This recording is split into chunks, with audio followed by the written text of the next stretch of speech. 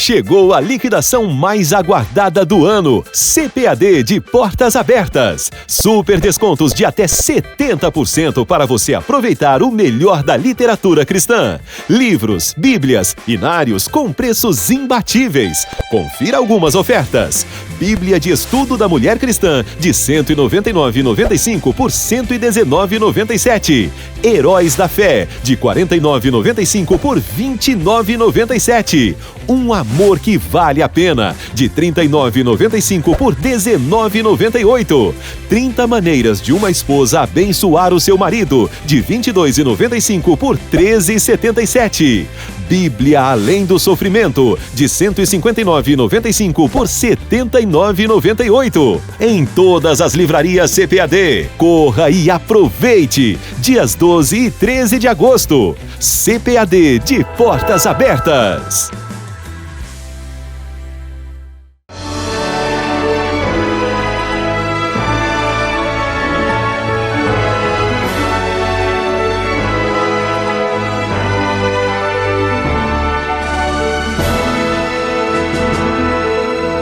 Subsídios. Lições Bíblicas. Jovens. Lição 7. Quem segue a Cristo anda em fidelidade. Pai do Senhor, meu irmão, Pai do Senhor, minha irmã, que bênção estarmos juntos mais uma vez em nossas aulas das lições bíblicas da CPAD, da Casa Publicadora das Assembleias de Deus, para a classe de jovens. Eu sou o pastor Tiago Brasil, é uma honra servir a Deus com você nesta geração, é um privilégio ser o comentarista dessa lição bíblica que está disponível para todas as igrejas do Brasil e mais ainda, é uma felicidade poder servir a minha geração, poder estar com você nessa caminhada, nesse percurso espiritual, o qual nós já estamos para além da metade. Estamos na lição de número 7 e hoje já vamos tratar sobre quem segue a Cristo anda em fidelidade. Vamos tomar como exemplo o texto que Paulo escreveu a Timóteo, na carta derradeira de Paulo a Timóteo, para discutir entre nossos jovens as características fundamentais para a vida de fidelidade de alguém que segue a Deus a partir de 3 belíssimas metáforas: a do soldado, a do atleta e do agricultor. Professor, professora, que honra estar com você em mais um domingo. Só é possível esse projeto porque você está conosco, porque você se dedica. Foi você que foi à livraria, é você quem chama os estudantes, é a sua pessoa que Deus tem usado para fazer a diferença nessa geração. Muito obrigado. Que o Senhor dê a você todos os subsídios necessários para que você continue fazendo o seu ministério com dedicação, com amor, com carinho. Vamos então para o conteúdo da nossa lição. Hoje, no ponto 1 da nossa lição, nós vamos trabalhar sobre a imagem da fidelidade a partir da metáfora do soldado.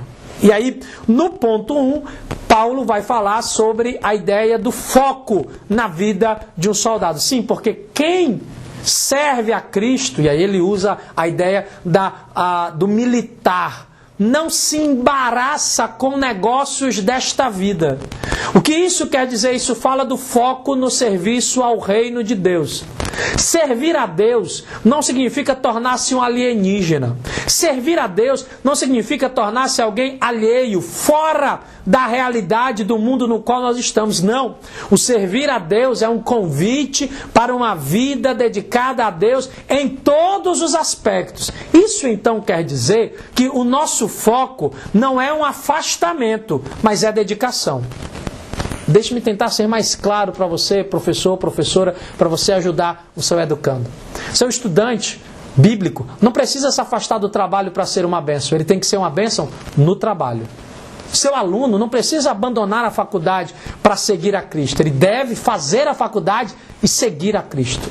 Mas ele precisa ter foco.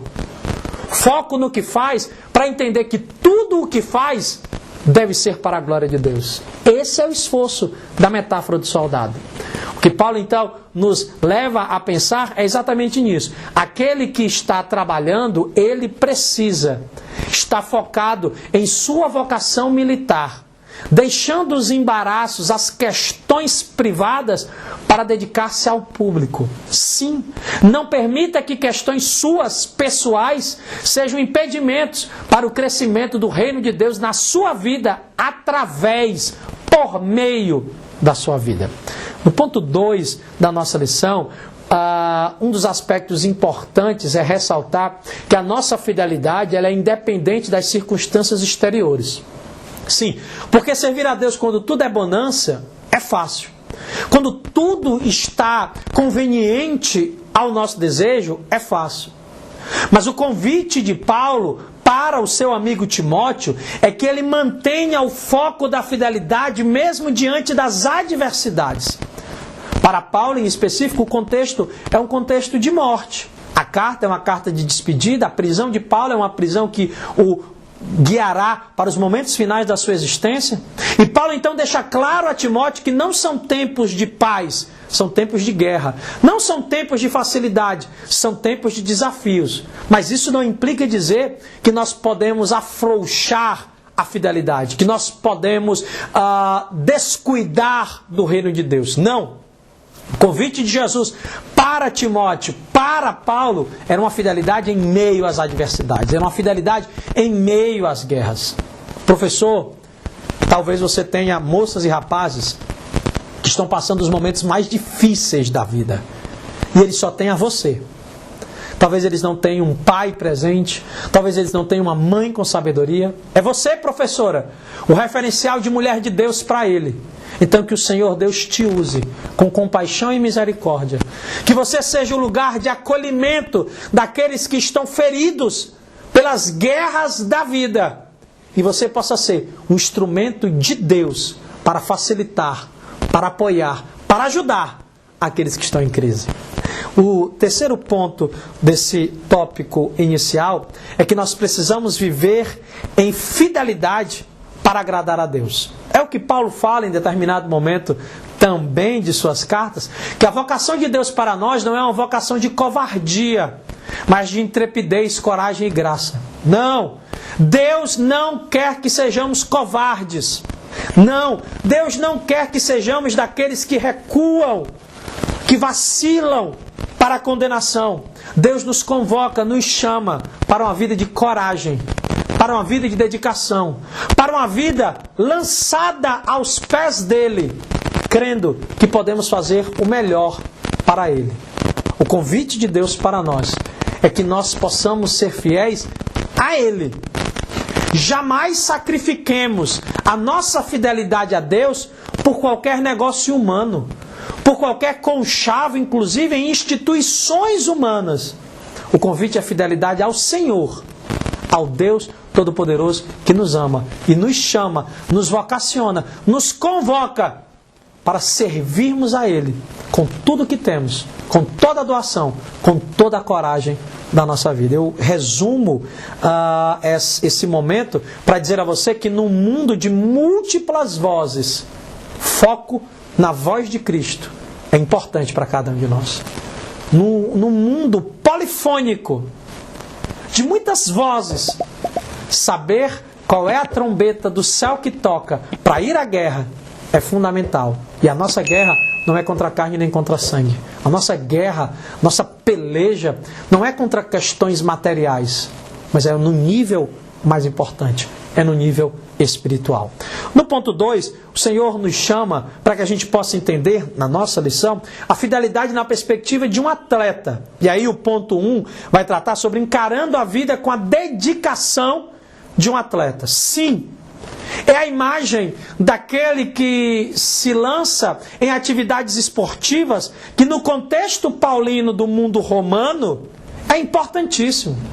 São os grandes jogos esportivos nos quais, ou através dos quais, os indivíduos são representantes de sua comunidade, de seu povo, do lugar onde eles vivem. E aí o que Deus quer que nós aprendamos a partir da imagem dos atletas é que nós não podemos ser das pessoas que acham que as vitórias espirituais virão de qualquer modo. Que as vitórias espirituais cairão do céu a nós como se não fizéssemos nada. Caríssimo professor, caríssima professora, lembre aos seus alunos o esforço que um atleta tem, o esforço olímpico, a abdicação, a dedicação, o tempo, a dieta, o sono, o controle até emocional a que se submete um esportista para chegar no seu foco. Ora, se aqueles que militam por coroas, por lauréis humanos, fazem tanto, o que devemos fazer nós, que corremos a carreira eterna rumo à coroa da glória? Muito mais. Ponto 2 do nosso item 2 fala sobre o árduo, mais glorioso caminho da vitória do atleta. Não há vitória sem prova. Só há aprovação para quem se submete às possibilidades de avaliação nas provações. Isso é importante você compreender. O reino dos céus não é um conjunto de ações nos quais as pessoas ganham brindes. O reino dos céus é um convite para as pessoas enfrentarem o árduo, mas glorioso processo da vitória. Onde você quer chegar? Onde você quer ir? Isso demanda esforço da nossa parte.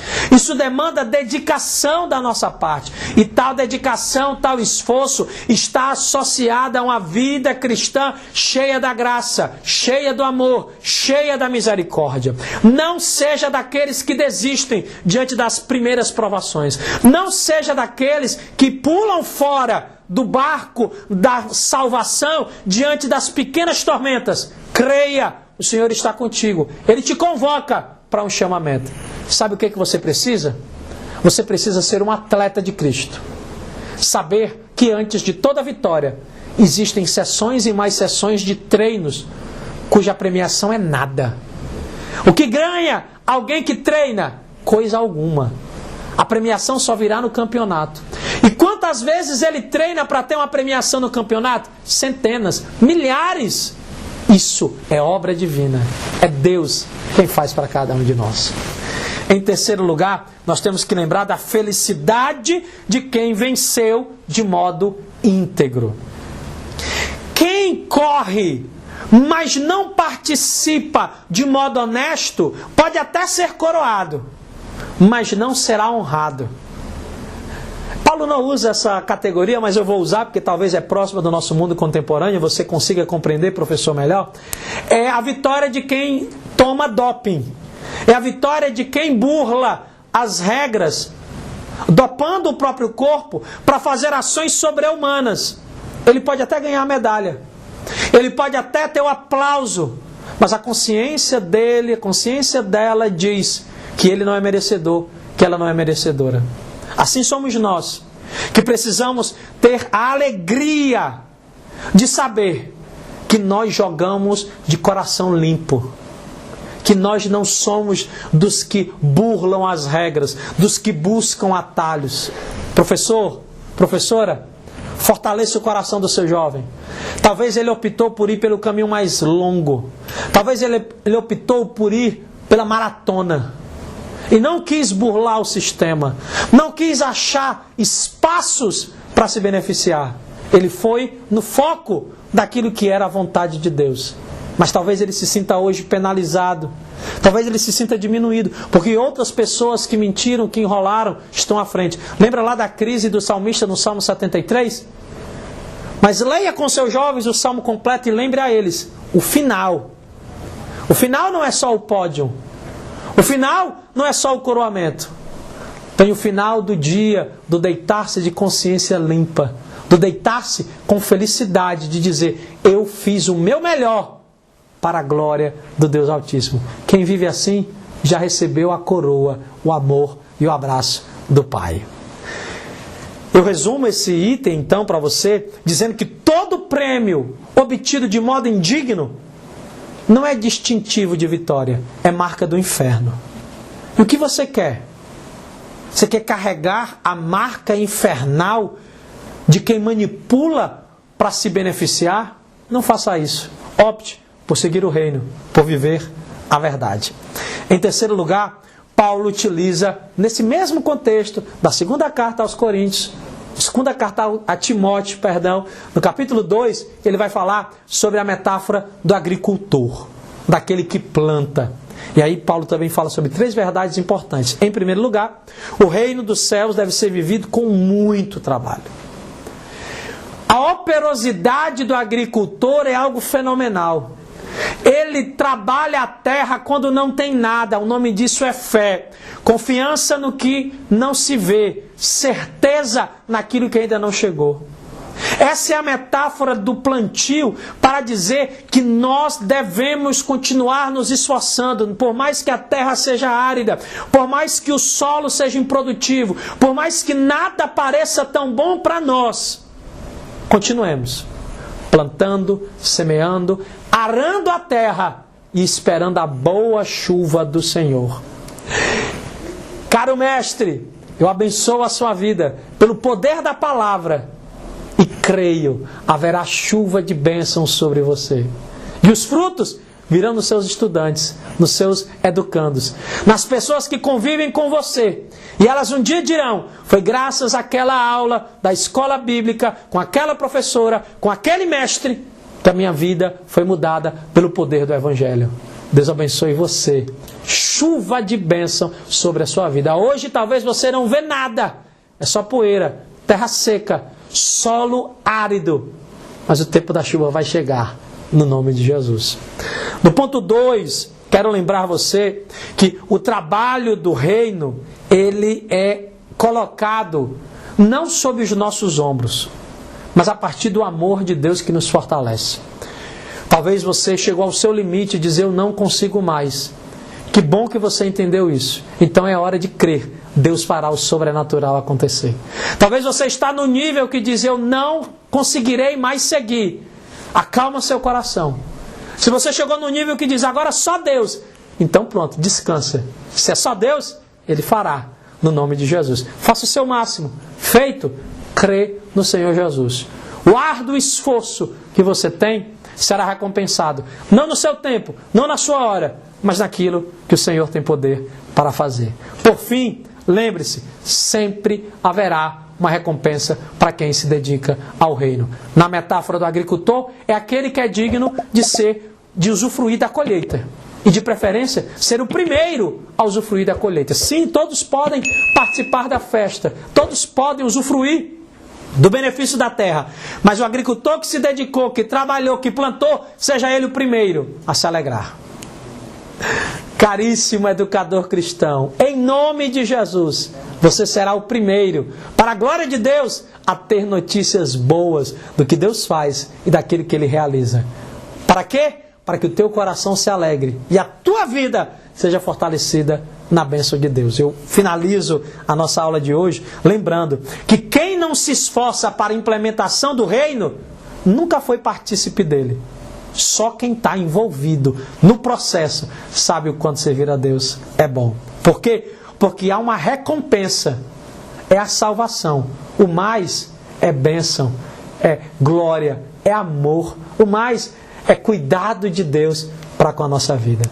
Que Deus abençoe a sua história. Que Deus abençoe a sua classe. Se você tem algo mais, se algo não ficou claro, por favor, procure o nosso livro de aprofundamento, de apoio para a aula. Adquira, compre no site da CPAD ou nas livrarias cadastradas próximas a você. Também no site da CPAD há subsídios específicos para te ajudar na aula. E mais ainda, se é algo específico, se é até um agradecimento, um testemunho que você tem a dar, mande um e-mail aqui, para mim. Esse é meu e-mail pessoal. Ou entre em contato com o pessoal lá da comunidade, da igreja onde eu sirvo, lá no Instagram, @ADPBA. É uma alegria estar com você em mais uma aula. Tchau, tchau. Deus te abençoe. Fica na paz do Senhor.